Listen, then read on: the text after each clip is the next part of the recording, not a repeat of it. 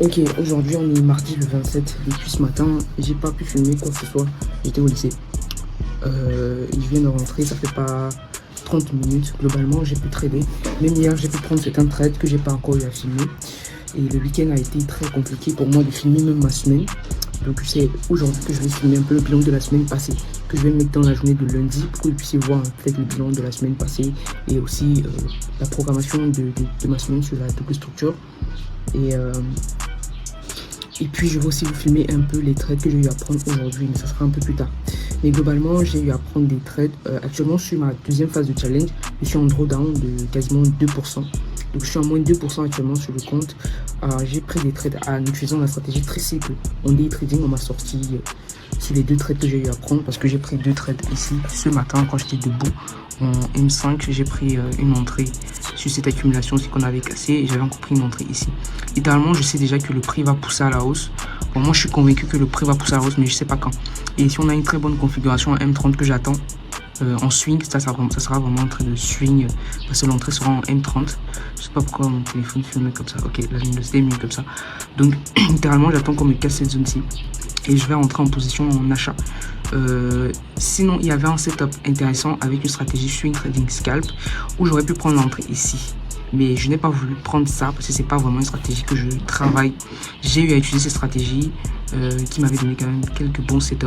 Mais je m'embrouillais parce que c'est une stratégie qui fonctionne avec les fair value gap en haut time frame. Mais je m'embrouillais parce qu'à un moment donné, je me retrouvais avec plusieurs FVG. Je savais plus trop lequel prendre. Donc c'est une stratégie que j'ai un peu laissée de côté. Mais ça, c'est le deuxième trade que j'ai laissé avec cette stratégie que j'ai pas pris. Parce que j'avais vu la même configuration un peu plus basse ici. Mais j'étais pas rentré. Donc si j'étais rentré, je devais prendre littéralement tout ce mouvement. Et la stratégie, en fait, il y a un RR fixe, c'est un RR de 3. Donc si j'étais rentré ici, le RR de 3, littéralement, il est quelque part ici. Avec cette stratégie-là. C'est une stratégie qui fonctionne uniquement avec les FVG. Je l'avais backtesté. On était carrément sur un win rate de 75% pour un RR de 3. Mais je crois que c'est une stratégie qu'il faut que je peaufine un peu mieux parce que je m'embrouille beaucoup quand il y a beaucoup de FVG. Je sais plus trop laquelle prendre. Donc globalement c'est un peu ça. Ici actuellement j'attends un setup d'entrée. Donc j'attends qu'on casse la zone de résistance ici. J'ai déjà mis une alarme. Donc dès qu'on va casser ça, je vais rentrer en position et aller chercher minimum un R de 3. Et pourquoi pas laisser le trade continuer. Parce qu'ici on peut voir qu'on peut avoir un triangle ascendant qui s'est déjà même formé. Donc on va juste attendre. Aussi globalement je vois des gens qui m'écrivent beaucoup pour me demander qui veulent apprendre le trading, ils veulent que je les accompagne, ils veulent que je les forme. Moi, personnellement, je n'accompagne pas, je ne forme pas, je n'ai pas d'accompagnement, je n'ai pas de formation. J'apprends littéralement tout ce que je sais aujourd'hui dans le trading, je l'ai appris sur YouTube. Il y a plein de chaînes YouTube qui peuvent vous apprendre beaucoup de choses. Il y a aussi plein de chaînes YouTube qui peuvent vous apprendre des conneries. Il y avait une vidéo où j'avais fait une liste globale des traders que vous pouvez suivre, qui vont vous apprendre vraiment des choses qui vont être utiles à votre trading, pas juste vous vendre un accès à un groupe de signaux. Donc globalement, j'avais déjà eu à citer Benjamin Deleuze, j'avais eu à citer Elliott Hewitt qui donne vraiment des vérités sur le trading, malgré qu'il a cette conception d'être trader fondamentaliste, c'est-à-dire il utilise l'analyse fondamentale. Il y a aussi une chaîne américaine.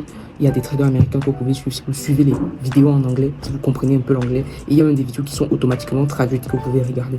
Mais moi, je dis souvent, le tout, c'est de passer à l'action. Parce que ça sert à rien de regarder les vidéos, regarder. Il faut que vous testez, vous essayez. J'avais essayé de donner une structure pour, par exemple, quelqu'un qui veut démarrer de zéro, qui n'a peut-être pas les fonds, de commencer par apprendre les bases du trading, apprendre à développer un système de trading. J'ai déjà évoqué la notion de système de trading qui est extrêmement important. Je ne parle pas de stratégie parce que dans le système, il y a la stratégie.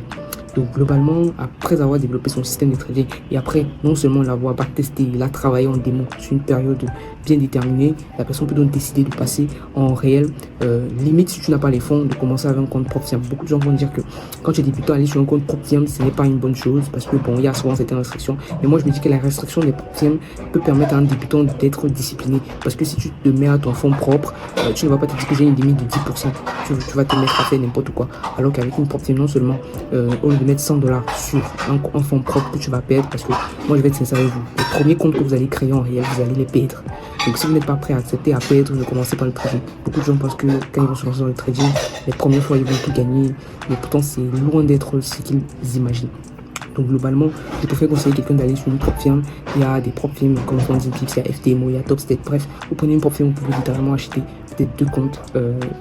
Même Fondetnext, je crois qu'on peut avoir des comptes de 5 ans. Vous prenez ces propres firmes, prenez d'abord un compte et vous essayez d'appliquer votre système, malgré que déjà ça va vous permettre aussi de comprendre la notion de risque.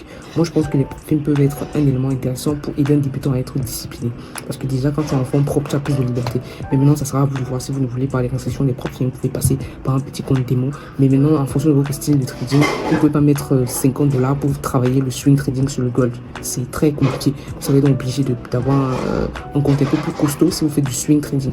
Maintenant si vous faites du scalping, littéralement moi je peux pas conseiller quelqu'un de commencer le scalping avec 50$ si déjà il n'a pas une certaine maîtrise de ses émotions, parce qu'il va le perdre. Donc globalement je peux vous conseiller d'aller sur une prop firm et d'être très discipliné par rapport avec des prop firms, ça peut l'être utile. Donc évitez de venir me demander que vous voulez que je vous forme. Moi je ne forme pas. Tous les gens avec qui j'échange, globalement je partage mes connaissances, je partage mes points de vue. Je ne cherche pas à suivre quelqu'un ou à changer ma façon de réfléchir par rapport au trading, parce qu'il y a beaucoup de gens qui veulent parfois que j'adopte leur façon de voir le trading, alors que globalement il y a des sujets sur lesquels on peut débattre dans le trading et ne jamais tomber en accord. On est très clair. Je prends un sujet simple, les gens qui traitent uniquement l'analyse technique et ceux qui traitent de l'analyse fondamentale. Ça a toujours été je peux dire une discussion assez éphémère sur le sujet, et c'est à chacun de faire son choix. Donc globalement c'est comme ça. Si une personne a une question, je lui réponds. Si peut-être la personne veut confronter les idées, moi j'ai pas de problème à confronter les idées. Et moi je dis souvent qu'il faut pas avoir peur d'avoir tort, parce que beaucoup de monde ont ce problème d'ego, ils n'aiment pas avoir tort, alors que moi globalement je m'en fous. Je peux avoir tort, et quand tu as tort tu te remets en question, tu corriges, c'est tout. C'est ce que le trading apprend tous les jours. Et si tu n'es pas humble, tu peux pas faire le trading. Il faut pouvoir accepter d'avoir tort. Bref, je voulais répondre à ça parce que là tout à l'heure j'ai reçu plusieurs messages, même par mail, des gens qui disent que je vais apprendre le trading, et les gars je forme pas, je n'accompagne pas. Donc vaut mieux soit vous vous auto-formez en autodidacte, soit vous cherchez vraiment quelqu'un qui est un très bon formateur pour vous former, pour que vous appreniez vous-même le trading, si vous n'êtes pas quelqu'un qui est de base autodidacte. Moi j'ai cette chance d'avoir appris à être autodidacte, donc globalement pour moi c'est beaucoup plus facile. Je pense que c'est pas tout le monde qui peut se former en autodidacte, surtout avec toute la panoplie de connaissances qu'on a sur YouTube, ça peut être envahissant. Donc je peux comprendre, mais globalement moi je ne forme pas. Je peux partager des conseils, des idées, ma façon de voir le marché, mais après ça sera à vous de trouver votre voie. Je le répète tout le temps. Donc globalement c'est ça. Ok, bon. Ok, là globalement on est sur mon Notion. Je vais essayer de vous faire parcourir globalement tout ce qui a eu à être eu, tout ce qui a été, pardon, qu'est-ce que je raconte même comme ça, tout ce qui a été fait la semaine passée, que je n'ai potentiellement pas eu le temps de filmer. Donc on va commencer d'abord avec la première partie, c'est-à-dire si j'ai changé littéralement le nom, je peux mettre Prop Firm Challenge phase 1, parce que je vais créer une autre page où je ferai encore la même chose, mais ça sera pour la phase 2. Ok, j'ai pas envie de mélanger ça. Donc globalement la semaine passée j'ai eu à prendre plusieurs trades à partir d'ici, je crois. Ouais, oui, à partir d'ici, là c'était le 19, non? Attendez, je remonte un peu. Voilà, le 19 c'était lundi de la semaine passée. Donc il y a d'abord ce trade sur l'US30 que j'avais eu à prendre. Globalement c'est un trade de... Oh shit, qu'est-ce que je fais là? Attendez, je vais supprimer ça. Je sais pas pourquoi ça fait ça. Oh my god, supprimer. Donc il y a d'abord le trade sur l'US30 que j'ai pris. Je vais déclasser ça ici en haut parce que ça m'embrouille un peu. Je sais pas pourquoi le truc il doit toujours être là en haut. Il y a le trade sur l'US30 que j'ai pris. Littéralement, je sais pas, Notion m'énerve souvent parce qu'on peut pas faire certaines manipulations. Tu veux aller à gauche, il faut que tu descendes littéralement comme ça pour pousser à gauche et remonter. Donc c'est un peu énervant. Donc il y a le trade sur l'US30 ici que j'ai eu à prendre. Ok, on va même l'ouvrir directement pour qu'on puisse voir le graphique. Donc voici le trade que j'ai eu à prendre et j'ai décidé de clôturer. On aurait pu me faire sortir à quelques pips, hein, juste que le stop était légèrement un peu plus haut et j'ai eu la chance que le prix est revenu. Donc j'ai eu à clôturer mon trade quelque part ici. Donc quelque part là que j'ai eu à clôturer le trade. Donc voilà, j'ai pris une perte sur ce trade là. Ensuite il y avait le pétrole aussi. J'ai eu à prendre deux trades sur le pétrole. J'ai eu une perte ici et j'ai aussi une perte là. Donc la semaine passée j'ai pris beaucoup de trades, beaucoup, notamment sur le gold où j'ai eu appliqué littéralement 3 stratégies. Comme je vous ai dit ici, j'ai changé le nom, j'ai mis breakzen, tricycle, scalping. Donc littéralement j'ai fait du breakzen sur l'US30, du tricycle sur le gold et aussi du pétrole et la stratégie scalping. Donc voici littéralement le trade qui m'a permis de valider ma propre firme. C'est vrai que j'ai pas très envie de vous montrer tout ça étape par étape, la vidéo va être très longue. Je pense que ceci est public. Ah oui, j'ai publié ma page, donc vous avez le lien en bio de ma chaîne. Vous pouvez aller voir, pour voir vraiment tous les trades que j'ai eu à prendre, même les photos. C'est juste que les 3 derniers, je n'ai pas screenshoté. Si je reviens ici sur le gold, je vais littéralement vous montrer les trades que j'ai eu à prendre sur le gold la semaine passée. Donc c'est ça ici. Donc là on est le 22 ici, ça c'est un trade que j'ai pris le 22. Ça c'est un trade que j'ai pris le 23. Ok, ça c'est vraiment les 3 derniers trades que j'avais eu à prendre. Ça c'était mon trade en swing que j'ai clôturé, je crois quelque part. Non, ça c'est pas ça, je confonds. C'est plutôt ceci, mon trade en swing, pardon, que j'ai clôturé. Ça c'est le trade qui est récent. Ça concerne la journée de mardi ici. Donc vous voyez que vraiment j'ai un retard hallucinant que j'ai pas eu à filmer. Donc ça c'est le trade en swing, ça c'est le trade en scalping que j'ai pris vendredi passé. Le trade en swing, je l'ai clôturé littéralement, je crois quelque part ici, qui m'a permis de valider ma propre terme. Donc pour ce qui est vraiment de cette partie-ci, je vous laisse aller checker ça, c'est public, j'ai mis le lien en description. Vous pouvez aller regarder vraiment tous les trades que j'ai eu à prendre. J'ai pris vraiment la peine de mettre tous les prix que j'ai eu à obtenir en me basant sur mon MT5 ici. Donc mon MT5, voici toutes les opportunités que j'ai eu à prendre. Vous voyez qu'il y a beaucoup de rouge parfois et aussi beaucoup de bleu. Mais je me rends compte qu'il y a des trades qui m'ont permis de gagner beaucoup. Et c'est littéralement sur le gold où j'ai gagné beaucoup. Donc si je viens ici, vous voyez que mon solde est à 5358. Donc littéralement les 6% qu'on m'a demandé de générer, c'est déjà OK. Donc ce compte-là, il n'est plus utilisable. Je ne traite plus sur ce compte-là. Maintenant, on va revenir ici pour voir la stratégie double structure que je travaille en démo. J'ai aussi eu à changer l'intro, donc j'ai mis ici en démo pour que... Je vais aussi mettre ça en public pour que vous puissiez aussi voir. Littéralement, je suis à plus de 1600. Donc vraiment, la semaine passée, j'ai eu de très bons setups que j'ai eu à prendre. Je crois que je vais même venir ici pour vous montrer ça directement. Il y a d'abord ceci, le trade sur le GBP NZD. Ok, ça a été un trade magnifique, notamment le TP final.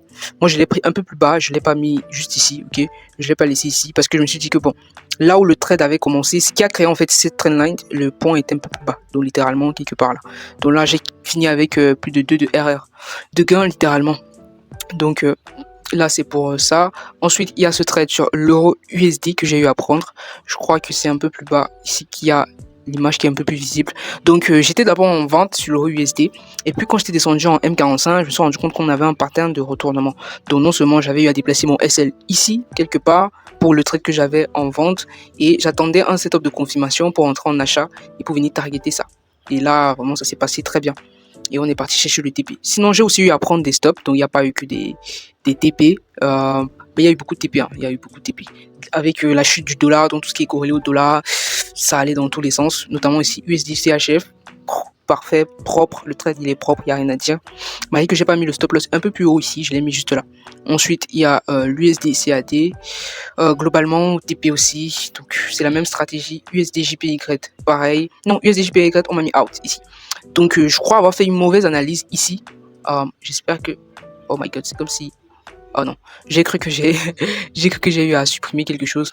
Donc USD JPY, mon analyse je l'ai mal faite. Je croyais que ça devait être plutôt comme ça. Et on avait donc notre zone psychologique ici. Je vais vous montrer ça plus tard sur TradingView. La nouvelle analyse que j'ai eu à faire et le trade sur lequel j'ai eu à travailler. Ensuite il y a eu ce trade au USD, comme je vous ai dit, j'ai clôturé.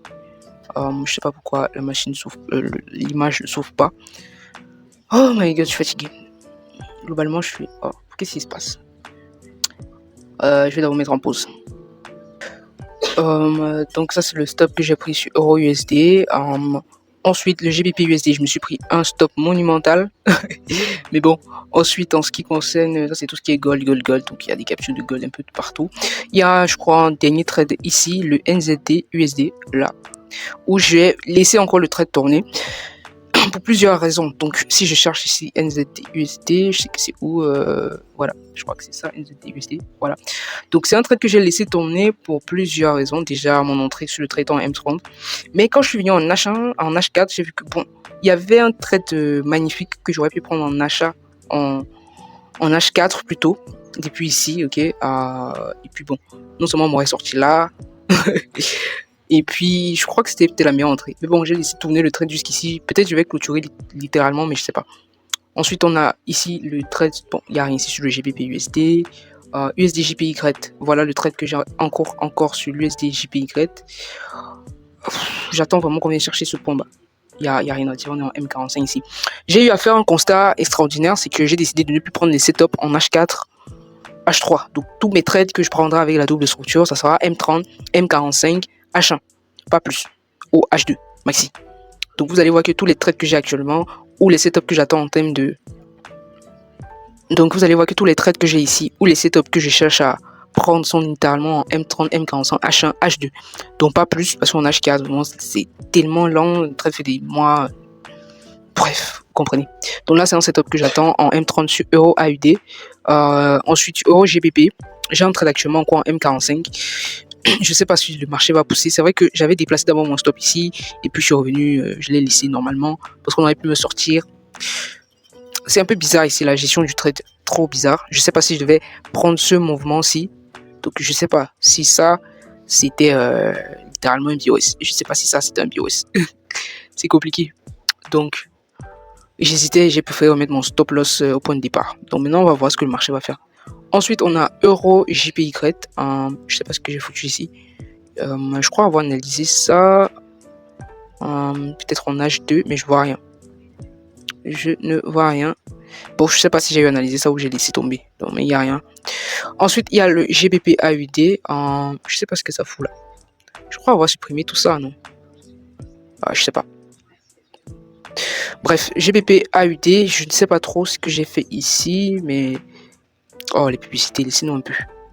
Je sais pas si c'est un trade que j'ai voulu prendre ou que j'ai voulu analyser. Ça me surprend un peu de voir ça. Le GBP-CAD, j'ai même pas mis la date, l'unité de temps, mais je crois que c'est M30. Donc pour moi, c'est un très beau setup, malgré qu'on sera à moins de 2 de R, moins. Peut-être même 1 ou 1.5. Il y a aussi le CAD JPY. Donc voici les seules opportunités que j'ai. Le reste ici, j'ai pas trouvé vraiment d'opportunités, étant donné qu'on est mercredi au moment où je fais cette vidéo.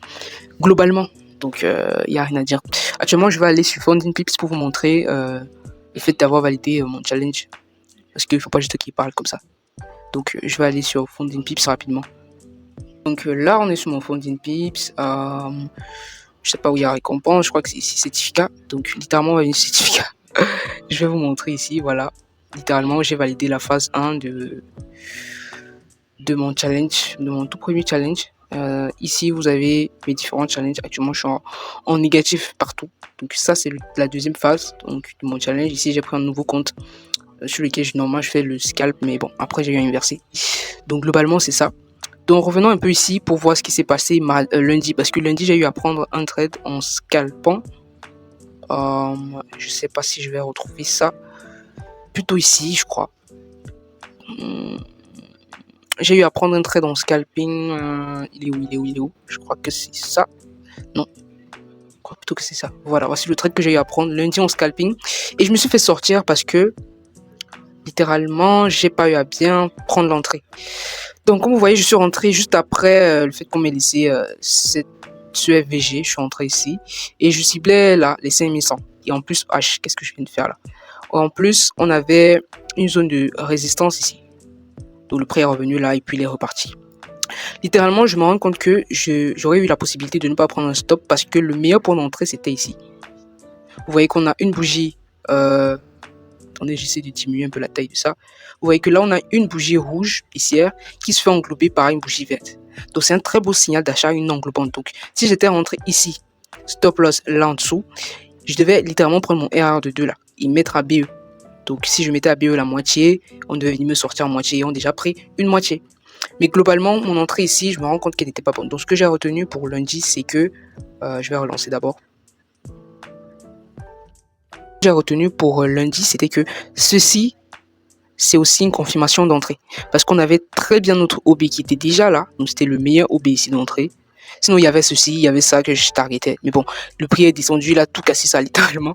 Il n'y a eu aucune réjection. Et ma stratégie, c'est dès que j'ai pris un trade, que ça soit TP ou stop loss, on ne prend plus un autre. Même s'il y a un autre setup magnifique après. Donc, je me rends compte que mon erreur, c'était le fait que je suis rentré beaucoup plus tard. Si j'étais rentré ici, je faisais un TP2 là et je finissais en profit en fait la journée là. Et j'ai eu à risquer beaucoup sur mes deux comptes. Notamment le compte de la deuxième phase, parce qu'après ça, j'ai eu à prendre encore un autre trade. Attendez, je vais vous montrer ça. J'ai eu à prendre un autre trade. Je sais pas si j'ai filmé, si j'ai screenshoté ça.